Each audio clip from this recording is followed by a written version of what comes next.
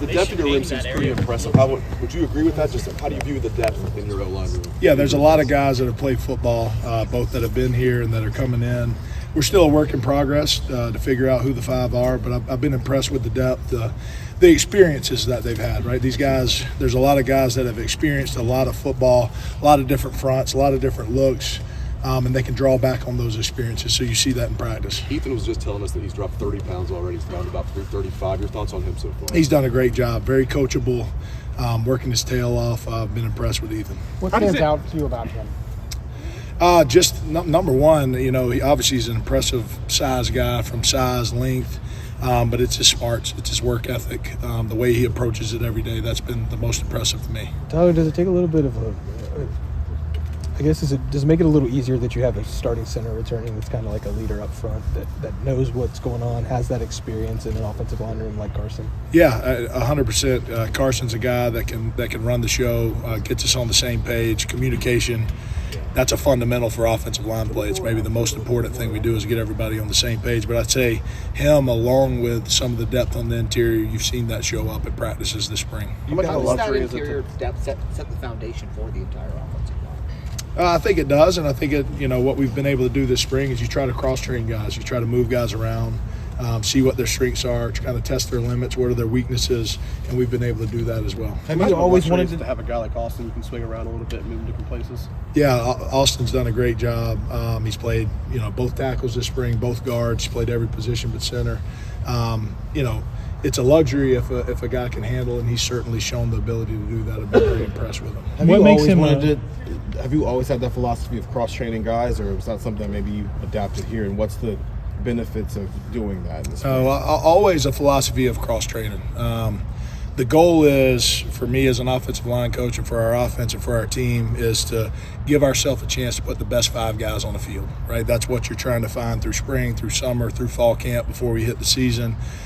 So there's a time and place to cross-train. Now, there has to be a comfort level and a knowledge level. So, like, when we take a freshman, right, some of those freshmen, I like to get those guys in one spot, let them, I don't know if comfortable is the right word, they're always uncomfortable, but let them kind of marinate in a spot, learn the offense, understand what to do, how to do it, and then from there you can start seeing how they can cross-train. For your older guys, tackles need to be in a position to play both tackle. Guards need to be in a position to bump around. We've got guards that take snaps at center.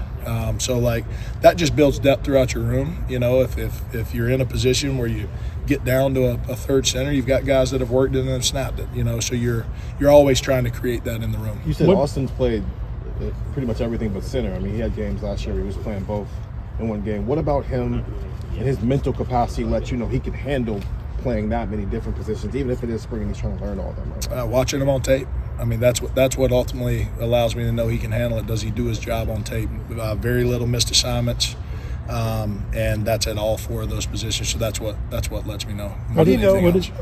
How do you make sure that your staff, your offensive line coaches, have the same messaging and teaching every single day? I'm glad you asked that. That's been very important to us to make sure that we have one voice. I think what Coach Day has structured here, we have a chance to have the best offensive line resources in the country for those guys. But it all starts with myself, making sure that we install. We got to have our own little staff, if you will, right? So we install from under direction of Coach Hartline, right? We get on the same page. This is exactly how we teach a down block. This is exactly how we teach a gap drive. This is exactly how we're teaching a combo on the backside and inside zone, whatever the case may be. But we get on the same page. We make sure that gets messaged. When in the meeting room, it's one voice first. Before we ever, meet on the side, meet extra, it's one voice first. And I think what makes it work is if you got three guys with not big egos. Like our goal is to serve the players and to make sure that they're the best versions of themselves. And I think you've got that group in that room that has that mentality. So it's been awesome. I think the guys would say that it's been a huge resource for them. The amount of reps we're able to get in a practice setting and also detailed reps, right? I've got one set of eyes. So having multiple set of eyes, we're able to coach live time, try to make corrections at practice. So that part's been fun, and I think it's been better than we expected. Tyler, not just with the offensive line, but the entire run game as run game coordinator. What have you liked about the way that install is going so far through spring? Well, I think the first thing in spring is you try to install your core, your base, the things you're going to come back to, the things that you're fundamentally also building the play action pass game off of, the formational sets that we want to have runs out of. So that's been the goal through through first 3 weeks. It's going pretty quick, but that's been the goal, is to get that foundation back in, reteach it. Every player's got to approach it like they haven't heard it before. They're going to learn something new. So we're getting that foundation in, and then now once the foundation's in, you start putting up the drywall and the crown molding and all those things. You're building a house and a structure that you hope can stand. But spring to me is about the foundation, making sure that we're giving them the structure, the schemes that we're able to draw back on, and then start tweaking the run game from that foundation. Coach, Phil, you don't know who your starting five are. Do you know who any of them are? Could you name one starter at this point, two starters at this point? I'd rather not get into it right now. We're in spring ball. The guys are doing a great job. I think we've got multiple guys that can play and help us. Coach Day said you guys have ramped things up. We talked to some of the kids, and they said that they're getting chippy, getting after it. What are you seeing now that the pads are on, and how physical is it getting, Coach? Yeah, it gets physical at times, which is a good thing, but the biggest thing for us, we want to play with an edge. That's part of playing offensive line. We want to dominate the line of scrimmage. We want to play with an edge. We want to control the game, and that's how you do it, right? It's before anything else we talk about in the room, the first step, the second step, there's got to be a mentality in which you play the game, both in run game and in pass protection. So I think those guys have answered the bell at times. We've got to continue making that consistent, and we got to learn how to practice, making sure that it doesn't cross that line where it goes over the edge, and that's a sign of immaturity. So we got to continue growing in that area. But I've appreciated their mentality and the way we come out every day. Do you see a nasty side? I know nasty linemen are good guys. That's what we hope to be. You see it in glimpses. We got to be consistent and learn how to harness it. What did you learn about the Iron Buckeye title, and how quickly did you realize that was a big deal, and what does it mean to have Austin be one of those guys honored? Yeah, that happened within one of the first 4 weeks I was here, and then kind of getting the history of the guys that have been Iron Buckeyes.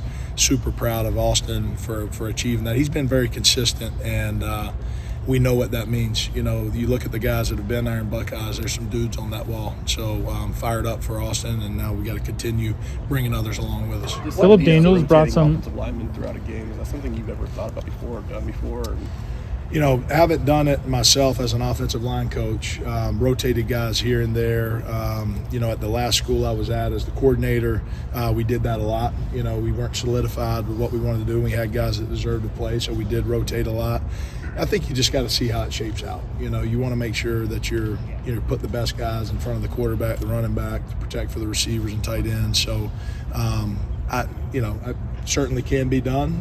It's certainly doable if you've got a room that can handle it. Does the starting – Philip Daniels made a handful of starts last year at Minnesota. Does that experience show up at all, or what have you just sort of seen from him? Yeah, Phil comes out and works hard every day, and I think anytime you've played football under the lights in front of crowds, I think you can draw back from those experiences of what it feels like in a game, what it feels like to be prepared for a game, what it feels like to be unprepared for a game, right?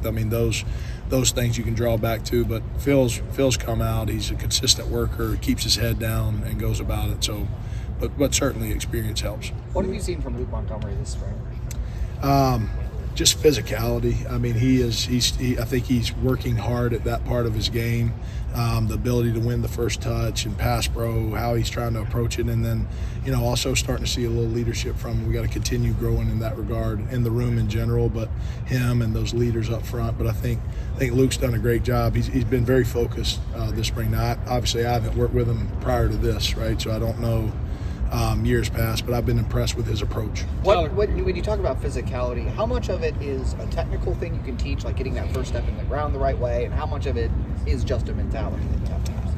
Oh, it certainly gets played through the technique, right? If we're not able to biomechanically create force with what we're teaching the guys to do technically, we're not going to be very good. So it's a lot of technique, it's the mentality, but there's certain things. You've got to play the game like, pass protection is not passive, right? Okay, like that's a big phrase for us. Like there's got to be a sense of urgency to go win the first touch, to throw our hands, to be able to anchor, and those guys all, and including Luke, are working hard in that regard. You could almost write a book. You could almost write a book about flexibility, cross training, or whatever. What this line went through a year ago. Yes, sir. 7 different. How much does that help standing in front of a group selling something that they've already experienced to a certain extent of the value of being able to play multiple positions, et cetera. And what do you think they got out of it more than anything else? Well, I think if you're any player, right, you want to be in, the goal is to find the best five. You want to give yourself the tools to be in the best five. So, I've been a part of groups where you maybe have 3 tackles that are stronger than your interior. Well, we got to figure out where one of those tackles can go to guard, right? Or you've got 4 interior players that are really good. Well, we got to figure out which one can slide over the right tackle. So I think that's the flexibility that it creates. And then guys that want to go on and play at the next level, when you're looking at a 53-man roster where you don't even dress 53 and you're dealing with 8 to 9 offensive line, you better be able to play different positions. So I think guys these days understand that. They understand the value. They understand how it builds and provides depth in the room, and those guys haven't batted an eye at it. With Austin, what sort of traits has he shown that he could be a left tackle or right tackle, or just play one of those tackle spots? Yeah, I mean, number one, he's got good quicks and twitch. Being able to move around out of the set. He can play with power when he's rooted into the ground. So those 2 traits, and offensive line's a position too. Like your brain power matters a lot too. Being able to learn from the last experience of the last play. Being able to move on, having a mentality of next play, like every play is not going to go perfect, and I think he embodies a lot of those things, and then he's got some grit and toughness to him that I think adds to the group. What have you seen from Josh Padilla? Josh has done a great job, really developing into a consistent player. So he's done a good job. You can tell, his wrestling background on the field, just the way he leverages, the way he's able to anchor in the ground. He kind of feels balance and body positions with the defensive line. Been very impressed with him. But probably the biggest thing that he wanted to grow on, or one of the things, is knowledge of the game. He's getting himself in a position where he can really run the show. How has Ian Moore acquitted himself this spring? Is he a guy that's making a push for one of those starting jobs? Yeah, I think certainly he's one of the guys in the mix. There's been some inconsistency at times with all of the guys, right? Not just him, but everybody there. But then there's been flashes of what it can really be. And I think this week he's really come out with a good mindset. He started to show some of that consistency. So sure, like the rest of the guys, he is certainly in the mix.